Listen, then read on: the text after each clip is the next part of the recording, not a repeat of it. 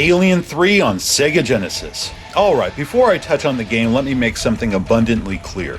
I actually like Alien 3. As I said in my review for The Crow City of Angels, I think it's a fascinating failure. While I appreciate it as a kind of sci-fi slasher film, it does have some problems.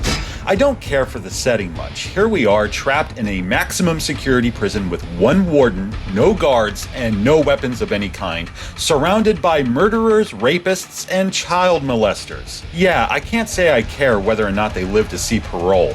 Then we have the egg. How the fuck did that thing get on the Sulaco? It wasn't explained in the film, nor was it explained how the facehugger managed to impregnate two hosts. It dies after laying one in the first two movies, so how the hell was this even possible? I know Colonial Marines took a crack at this, and in my own personal opinion, it failed. Really, the hidden egg is such a cheat, Annie Wilkes would hobble the writers given half a chance. Fuck! In spite of it all, Alien 3 is still an entertaining flick. How does the game fare?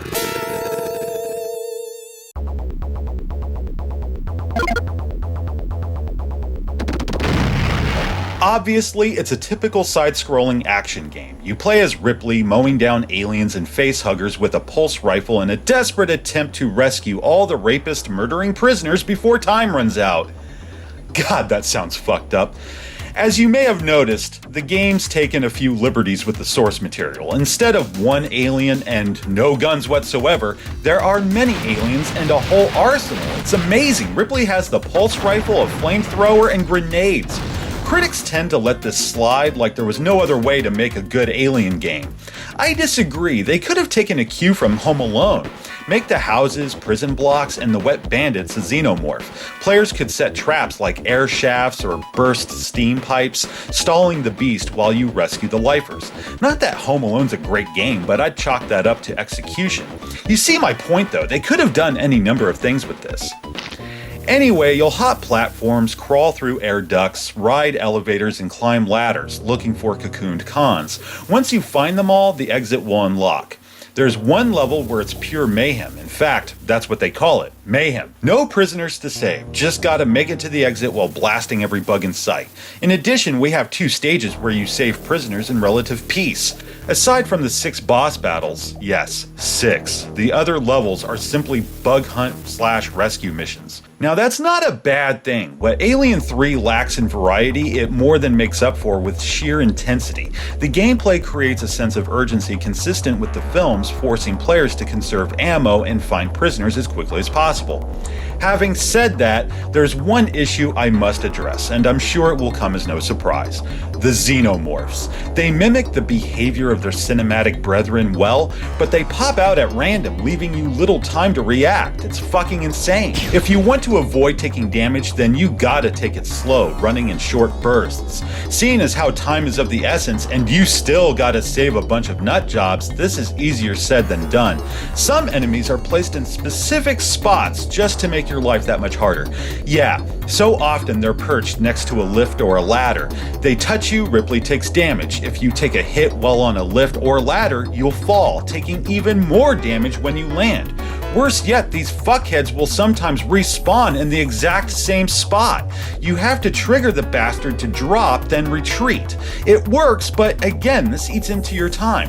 One way or another, you're paying a toll. Health or time. The choice is yours, and yours alone! I'm sorry, that was completely random. These tactics are made worse by some stage hazards, like the dripping acid later on in the game or these fucking chutes. I hate these levels. I mean, they're challenging enough with the time limit. Did we really need slides, fans, and acid rain? Boss battles are a bit dull. While the game refers to them as guardians, they look like queens every time. If you're gonna deviate from the movie, why not dream up some new creatures? Why not a giant chest burster or a spider alien? There's little to no variation in their attack patterns. Spit acid, hop to a platform, spit more acid, and repeat. I'm not impressed. Oh, and there's still a time limit. Wonderful. These setbacks hurt an otherwise decent game, considering how much effort they put into the environments, making them look like 16-bit screen caps from the movie. It's downright criminal. Really, Pro did an incredible job here. The morgue, candlelit tunnels, mess hall, and lead works look fantastic. They even included the abattoir from the assembly cut, where the alien burst from a bison, not a dog. In fact, if you look closely, you'll see the big cavities in their chest. Another highlight is the music. Seriously, Matt Furness outdid himself. It doesn't sound like Elliot Goldenthal's riveting score in the slightest, but these compositions are badass. I burned this shit to a CD ages ago. That's how good it is. The sound effects are great as well. Gunfire, explosions, and alien screams are on the money. I find zero fault with the presentation. If the combat had been refined, Alien 3 could have been a sterling example of movie licensed games done right. Don't get me wrong, it's not the worst movie licensed game ever made. I'd sooner give that title to Cliffhanger or Terminator 2 even. Those were dreadful. At the very least, I'd go so far as to label Alien 3 decent. I would recommend it for fans of the series, otherwise, you can skip it. And we're fucked.